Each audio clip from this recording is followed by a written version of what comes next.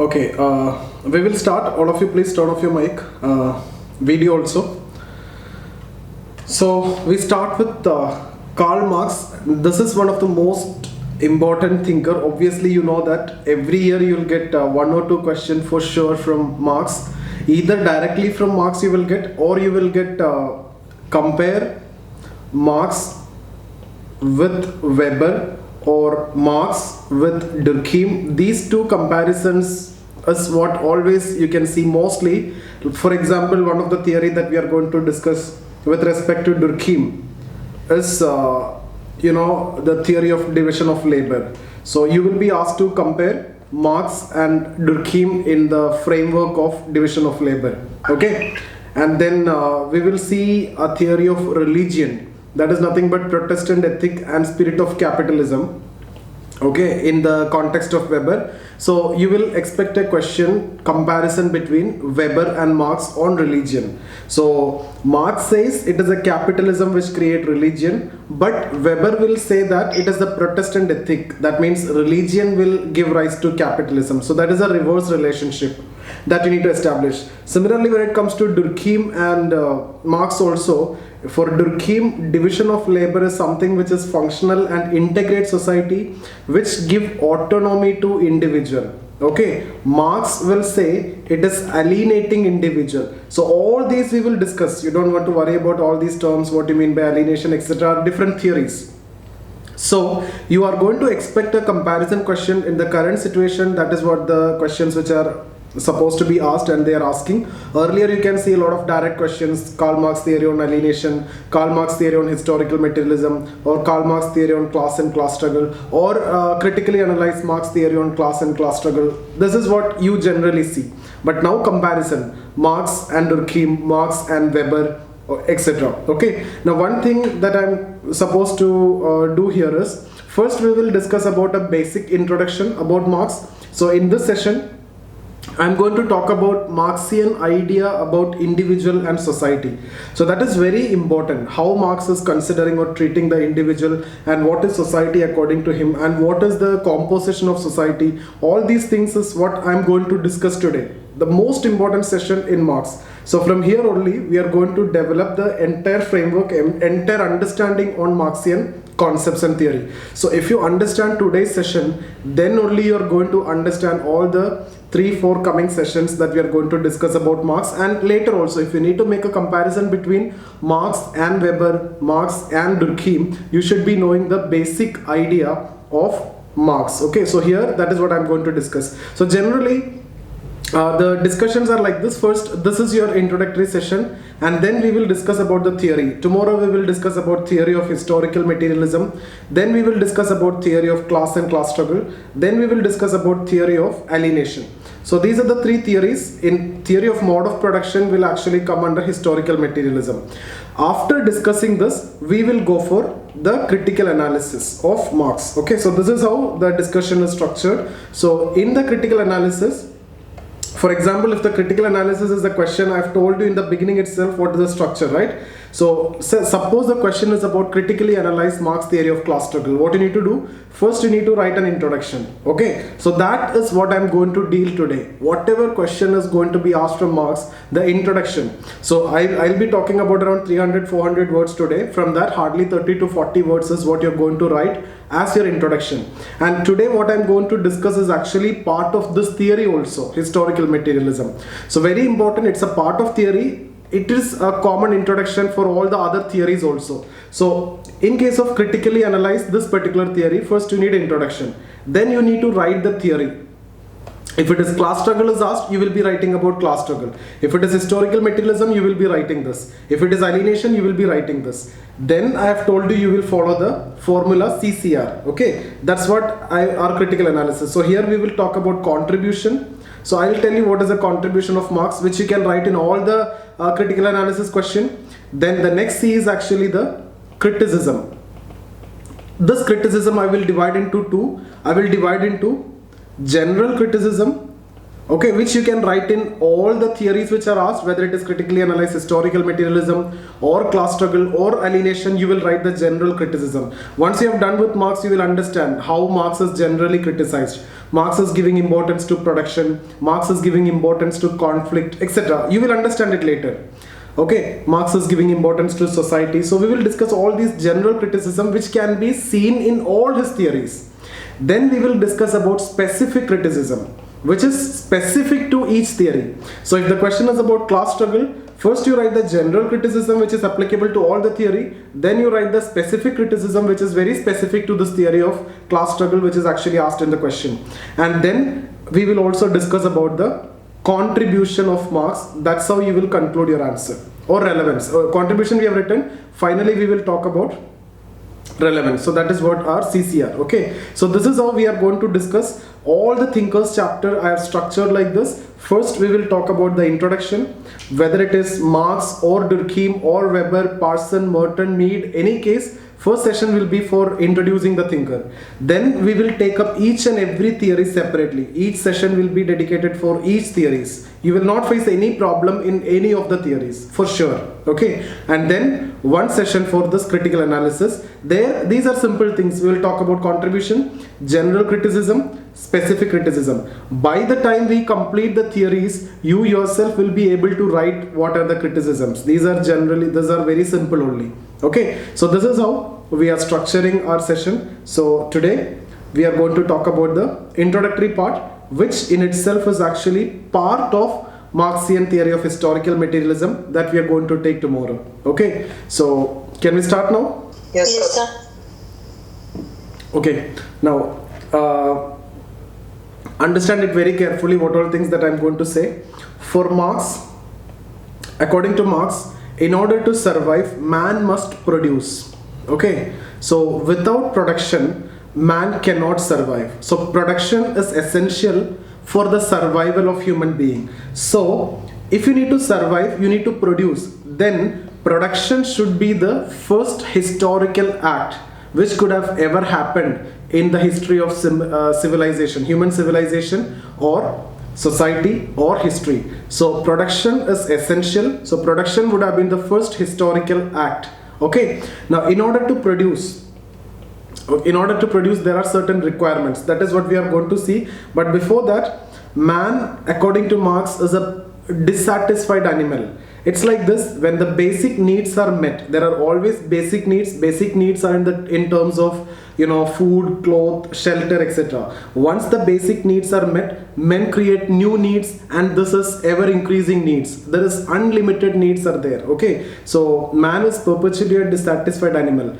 Because of this, production is very much essential, and you will face a lot of challenges from nature while undertaking production.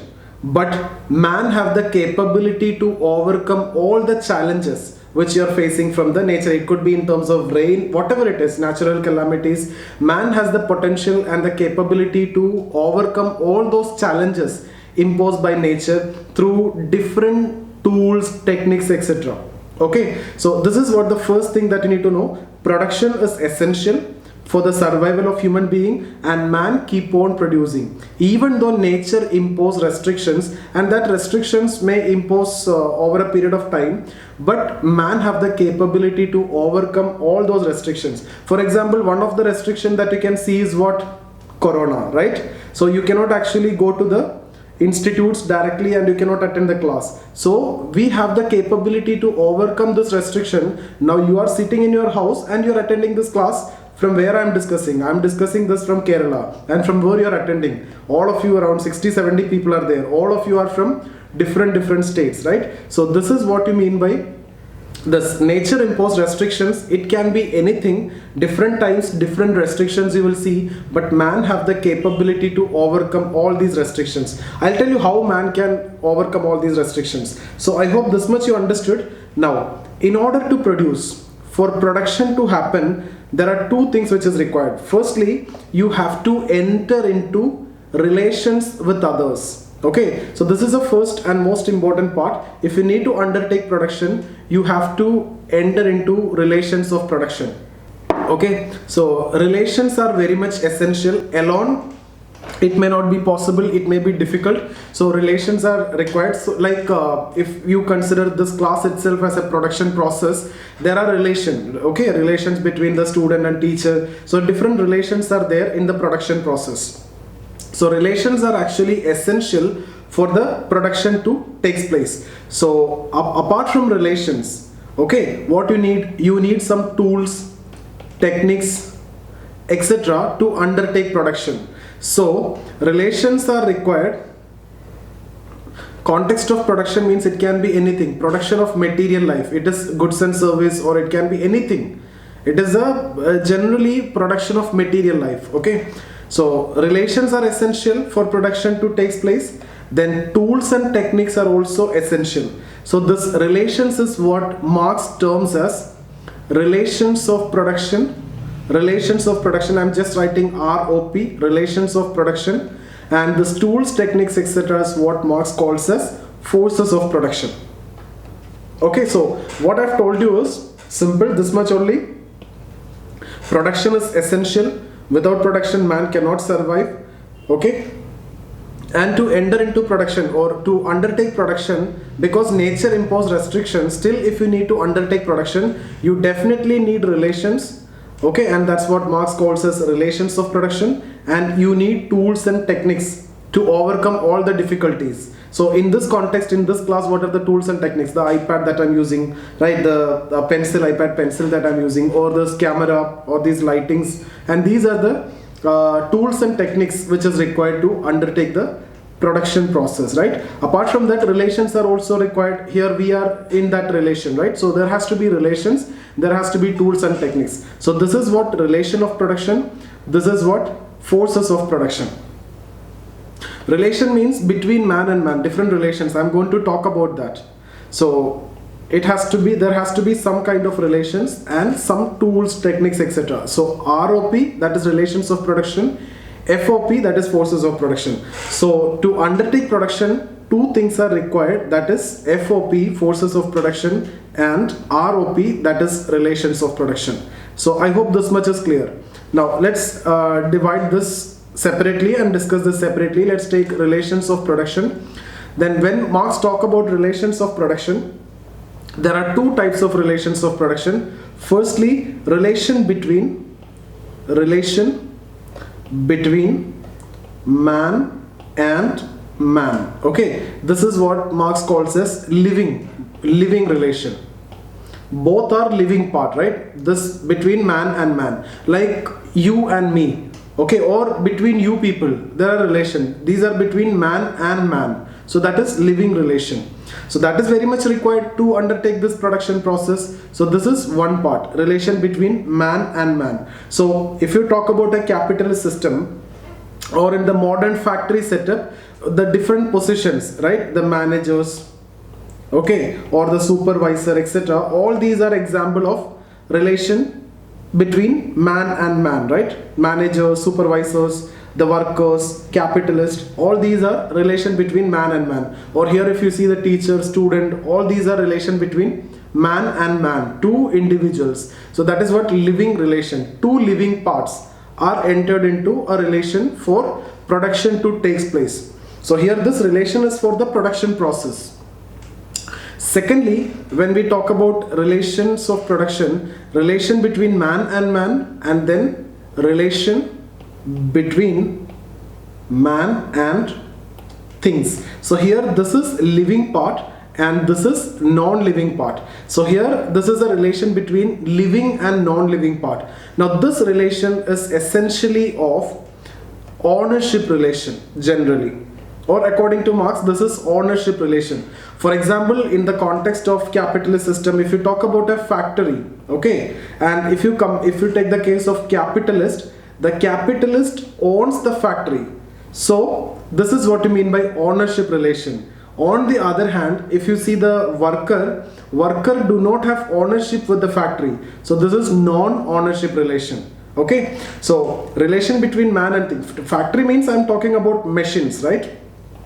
So capitalist have a ownership relation, worker have a non-ownership relation. In this class itself, if you see the iPad or the pen or these tools and techniques that we are using, it is the ownership relation for me and non-ownership relation for you, like that. That's a simple example, okay? Otherwise, in the context of capitalist setup, or this, you can say the machines, if you take, the capitalist is having ownership relation and the worker is having non-ownership relation. But this is also a relation, okay? So we have discussed two type of relation, that is relation between man and man, that is the living relation, two living parts, and then relation between man and things, that is living and non-living. Tell me, any doubts here? So when I'm talking about relation between man and man, any relation between any of the people who are engaged in production process, if two living parts is there, that will come here, haves, have-nots, or anything. If it is between capitalists or between workers, between students, between teachers, everything will come here, relation between man and man. This is relation between any living part and non-living part. That is what I am discussing under relation between man and things. So any relation which is connected to man, living part, and non-living part will come. This living part may be capitalist, or it may be worker, it may be supervisor, it may be teacher, it may be student, or anything. This has to be something which is related to production, the tools, techniques, etc. That's what relation between man and things. Sir, can two things make a production? Things and things? Things and things, how things alone can make production? A machine, or robotic machine. But at least you need to manage the production process, no? Yeah, externally we have to manage. Yeah, that is required. So anyway, without man the production will not take place. No, really, without relations, without man the production will never take place. So next is forces of production.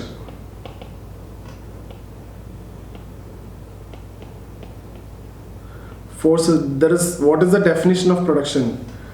Production means anything. Production means anything which is related to material. You convert the soil into brick, soil to brick. This is also production.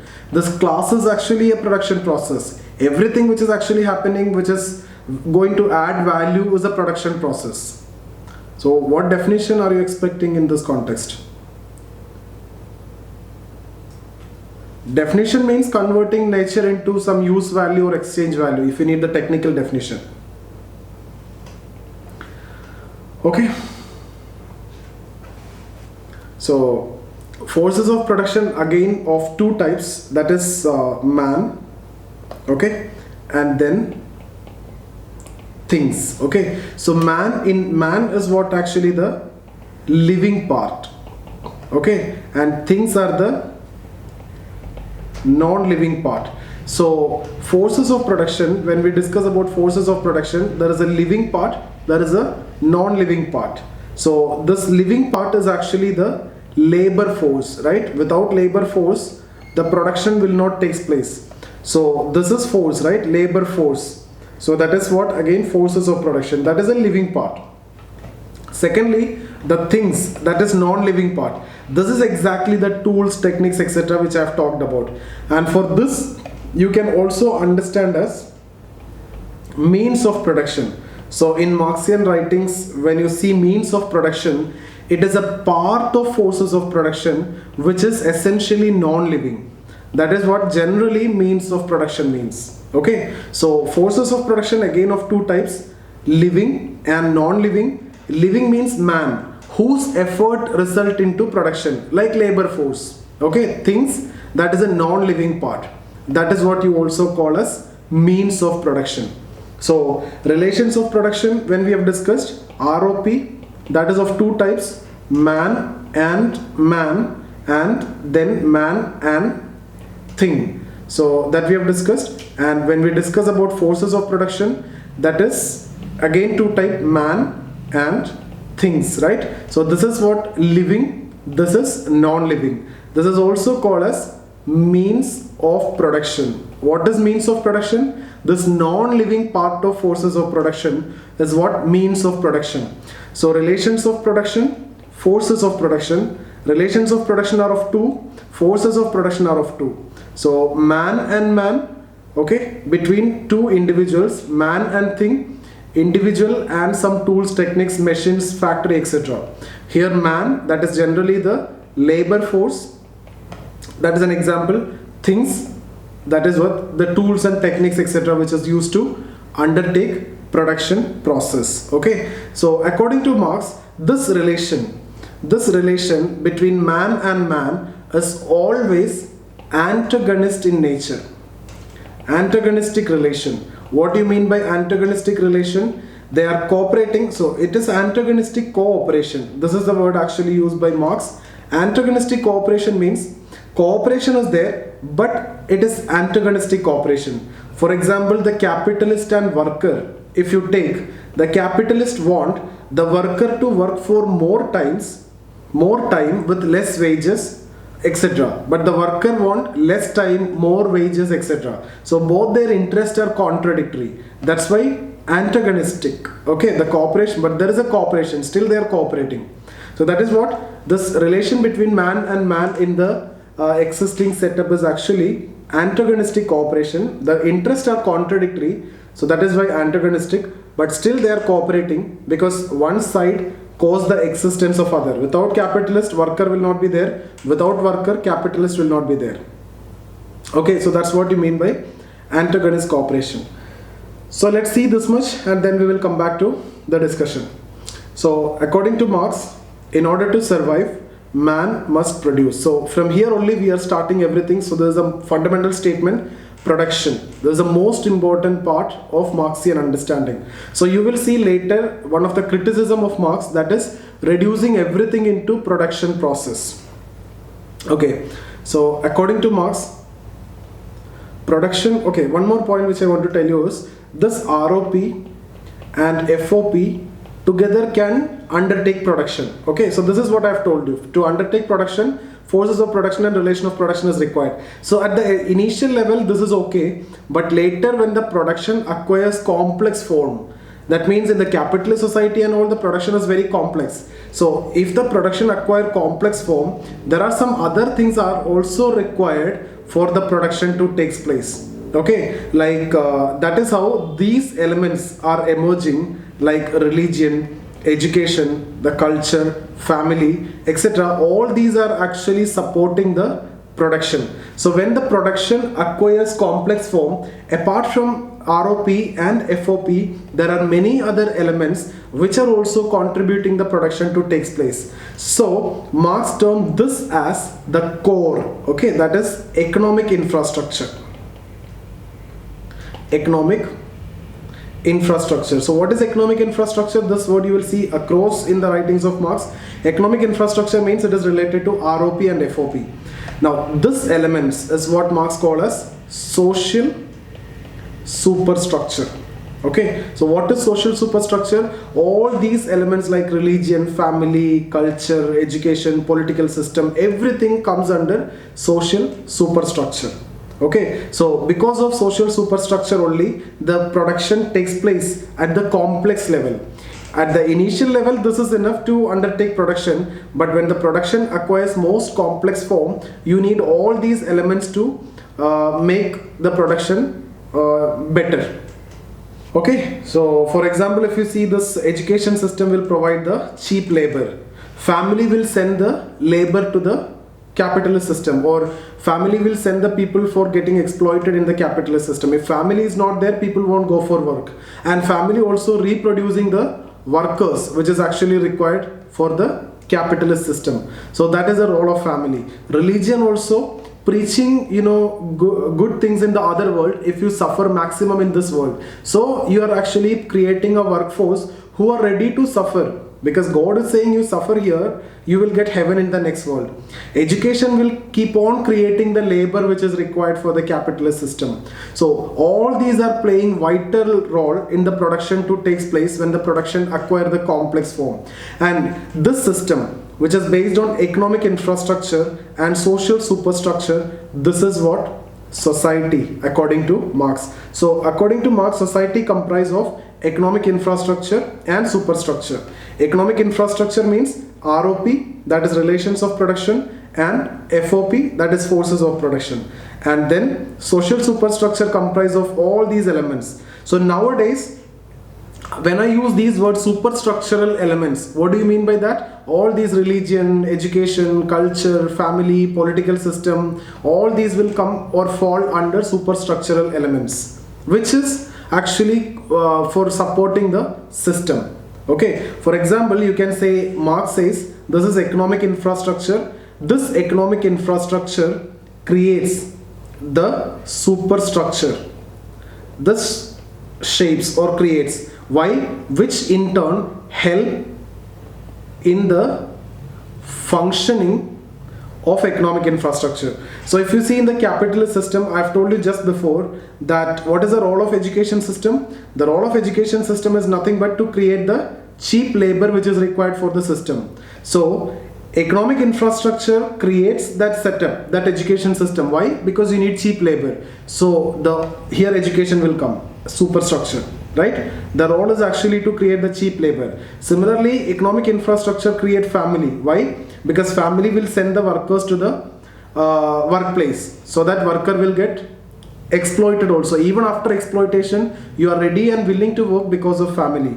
Thirdly, if you see religion also playing the same role. It is created by capitalist system because you need worker to get exploited so that you can generate more and more profit. So ultimately what I'm saying is, this is this concept of society. Economic infrastructure and superstructure. Economic infrastructure is the core and all these are peripheral elements which are supporting the production. So you can, in other way you can say this, economic infrastructure shapes the superstructure, which in turn help in the functioning of economic infrastructure. This is how society is functioning, society is controlling, and everything is actually going on. Religion, that is what I have said. Religion is propagating a false idea that you suffer maximum in this world, you are going to get heaven in the next world. So you are getting exploited here, so you don't want to revolt or you don't want to go for revolution against the capitalist. It is good if you are getting exploited because you suffer here, you get heaven in the next world. So you will be rewarded if you are suffering here. So people are ready to get exploited here because see here ultimately maximum you will give 40-50 years. In heaven you can live rest of your life. So that is what people are thinking. So in that context religion is also playing a role. That's why religion according to Marx is a heart of heartless world, soul of soulless condition, and religion is just an opium of masses. Religion is opiating the masses by giving this fake promise. Okay, so that's what we are going to discuss now. Let's see here, and in case if you have any doubt we can complete it after the session. According to Marx, production of material life is the first historical act in the history of human civilization. It is also a starting point of the history or the society. Production is essential for the survival of human beings. It is a fundamental condition of history as this act is never ending and follows an evolutionary path. Underlying this necessity of production, Marx also holds some specific assumption about individual. For him, human beings generate needs. Man is perpetually a dissatisfied animal. When the basic needs are met, he creates new needs. This initiates the beginning of constant struggle between man and nature. This struggle is reflected in terms of continuous development in the nature of production or the way man produce things, right? So you can see the nature impose limitations and restrictions, but man always keep on improving upon that restrictions and limitations by coming up with new tools, techniques, etc. So all these Zoom classes and all is because of what now? It is because of Corona, right? Just now I have told you. So what is the restriction here? Because of Corona you cannot go anywhere, but man have the capability to overcome in a much better way. Now this is actually going to replace now the entire education system. This is the future that everybody understood.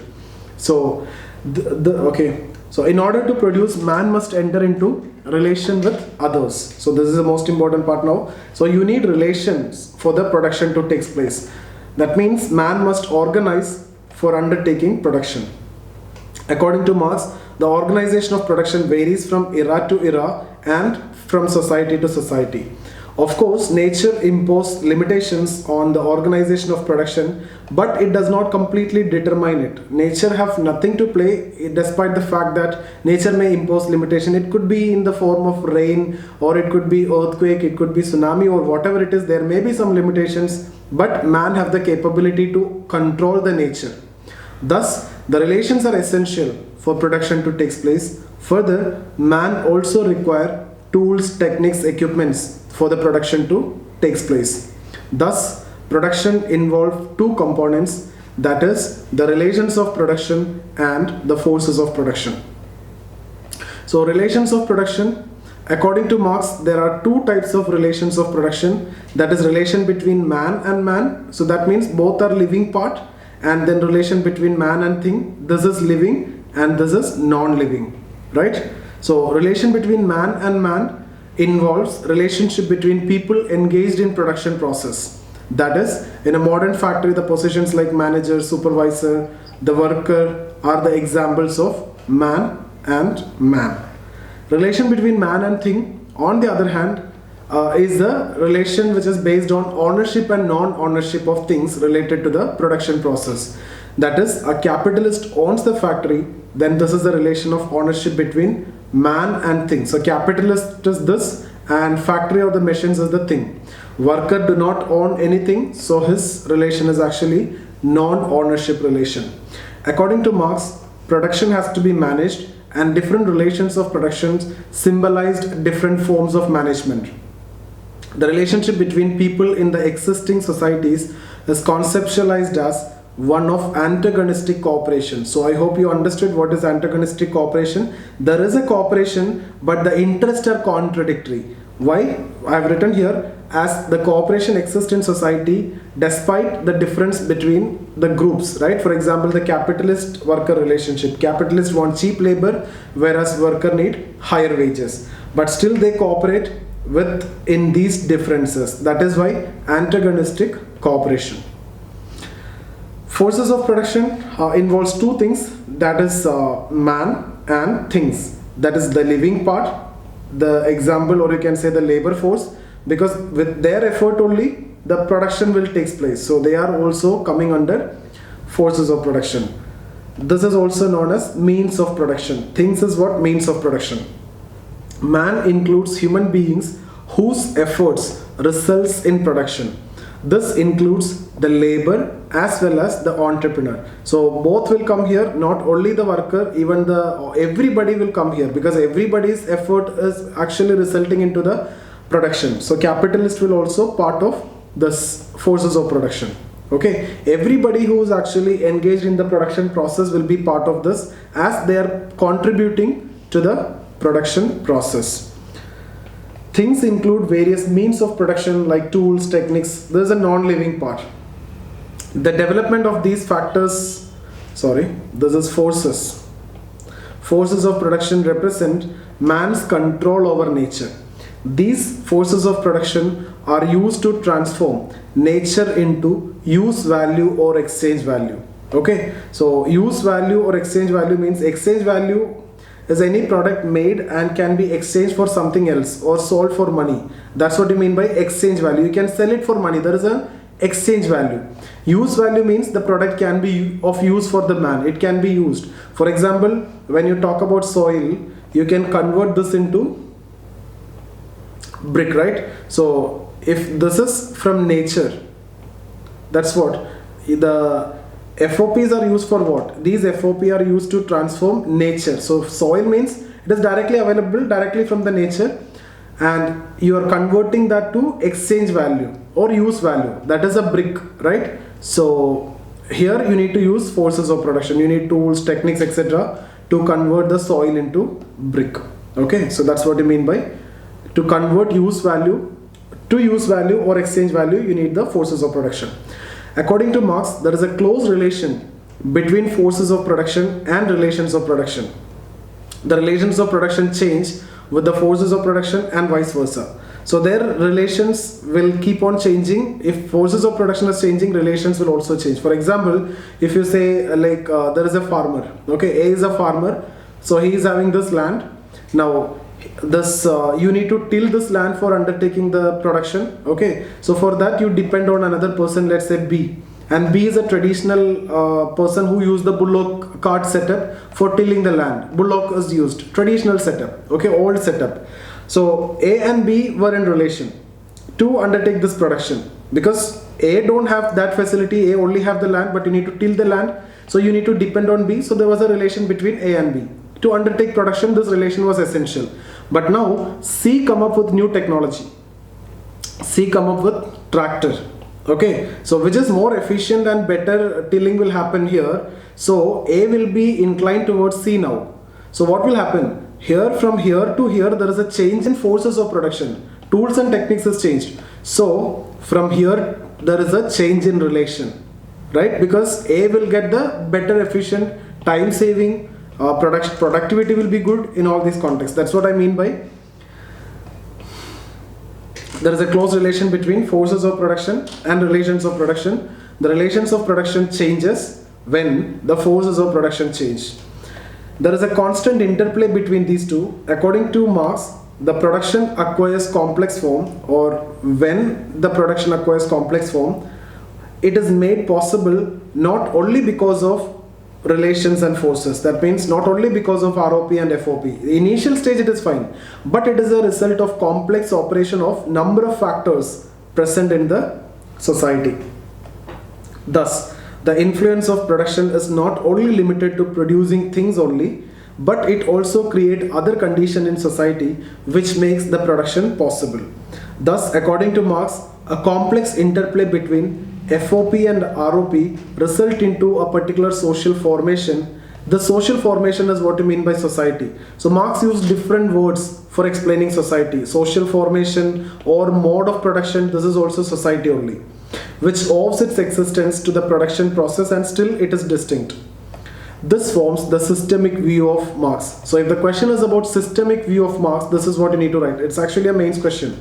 So if the question is about systemic view of Marx, what do you need to say? This is FOP, this is ROP, this is what your economic infrastructure, and there are many other superstructural elements. So this is what superstructure, this is what your society or social formation.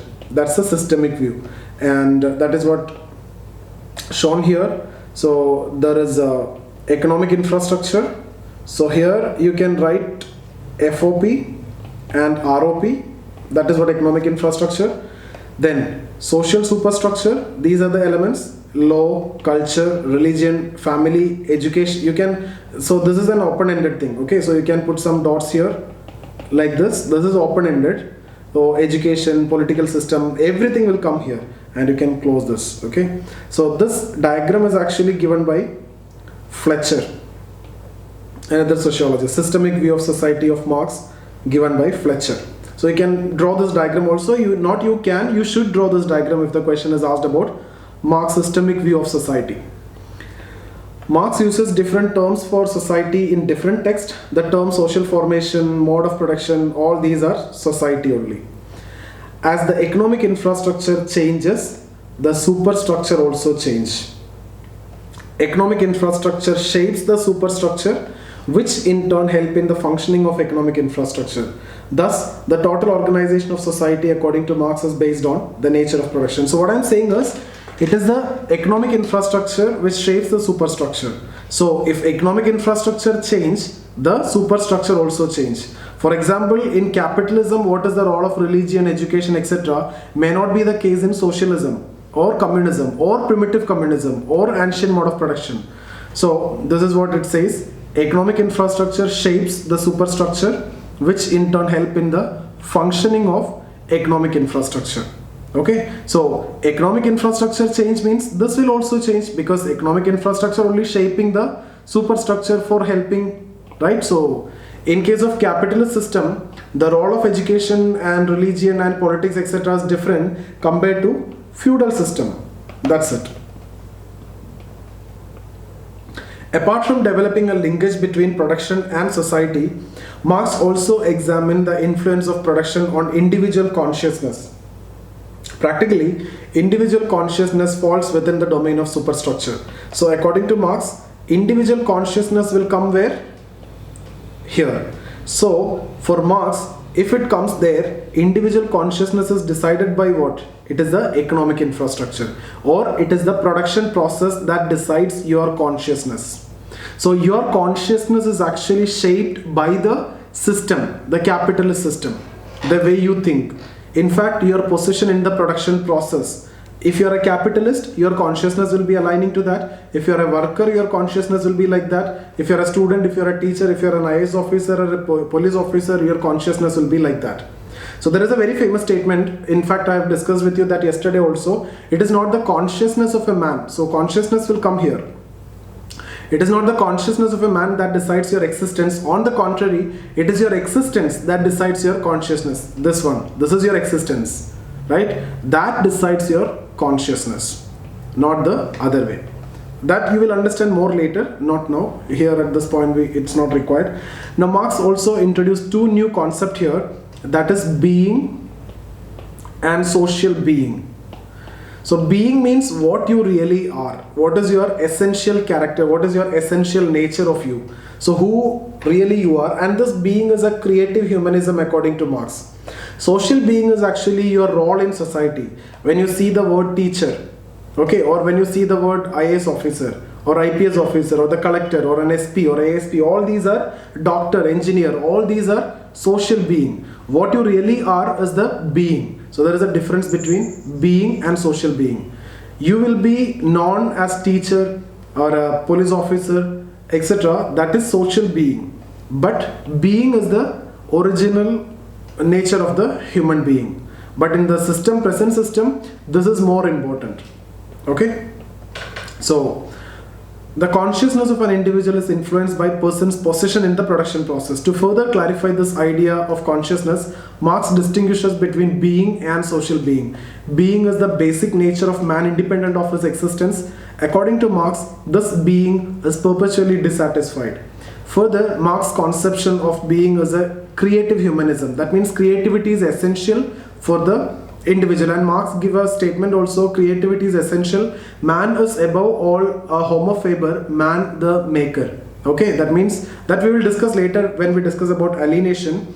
Social being refers to the existence of individual in society. That means it's your existence now as a student. Okay, the social being is one's place in the production process. That is defined by the nature of activity performed by the individual. For example, the term workers, the managers, all denote social being. Thus, according to Marx, individual consciousness in society is determined by one's social being rather than being, because it is your position in the production process that we will discuss further in the day after tomorrow session, because that we will discuss in detail when we discuss about class and class struggle.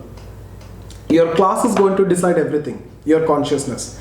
So there is a question which you can attempt, you can write and you can send to me. I'll definitely get it evaluated, because I will understand whether you understood this concept or not. Okay, so Marx's concept about individual and society. So just go for this discussion. If there is any problem, watch the video also. In fact, the previous batch video is uploaded in your application, so you can watch that also. You'll get some more clarity. Okay. Being is perpetually dissatisfied means have you joined late or you were there from the beginning in the class?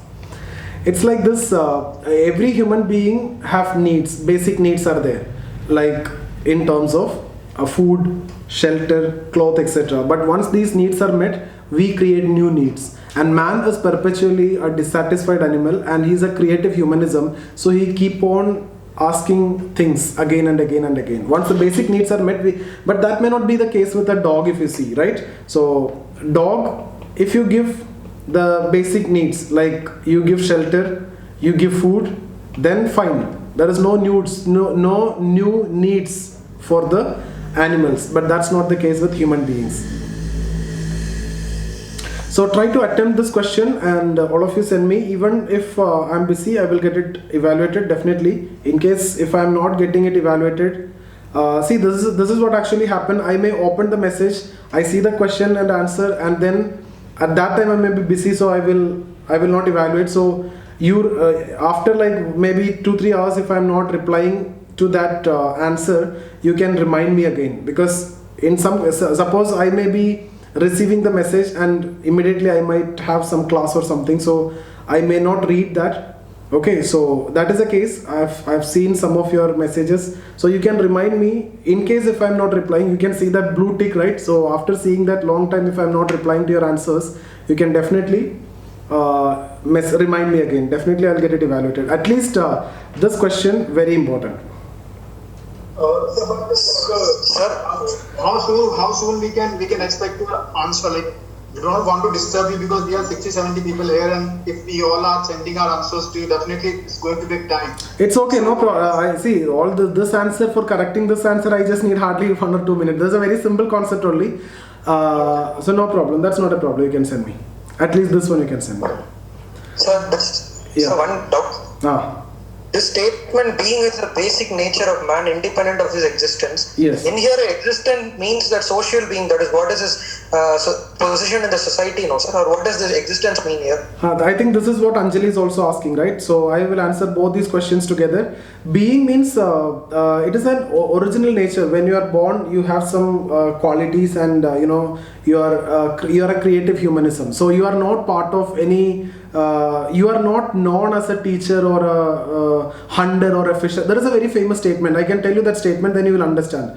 So when he discusses about communism, in communism, what Marx says is, in the communist society, the statement is something like this: I can fish in the morning, I can hunt in the afternoon, I can rear cattle in the evening, I can criticize after dinner. Just wait, I'm trying to recollect. Okay. Okay, sir. And essentially, what Marx want to say is, I can do all these things without being branded as a hunter or a fisherman or a herdsman or a critic. It's like when you are branded like this, you are social being and you are limited to a teacher or a doctor or an engineer. But actually, you have much more to do. Being means the essential nature of a human being, which is much more than what is the social being. Okay, sir. And it is because of production process only the social being has come into existence, because you cannot enter into all the production, no. So you will be branded as something. Yes, sir. Got it. Yeah. Sir. Hello, sir. Tell me. Sir, can we say that the being and social beings of a Marxian concept is nearly similar to Mead's concept of self and I? That we will discuss later, but not exactly similar. There are changes are there. Nearly similar. Yeah, nearly similar. We will discuss that. There are differences, but we will discuss in which context Marx is saying that is in terms of economic conditions. Mead is talking about different thing. So most of these other students won't understand. So we will discuss that later. Yes, sir. And yesterday you evaluated my answers, and I asked you about the criticism of interpretative sociology. So it's similar to Max Weber's criticism or another. Max Weber is an interpretivist. Yes, sir. So how can you criticize using Max Weber? No, sir. The criticism on Max Weber's theory is similar to interpretative sociology, or we can write it on interpretative sociology criticism or not.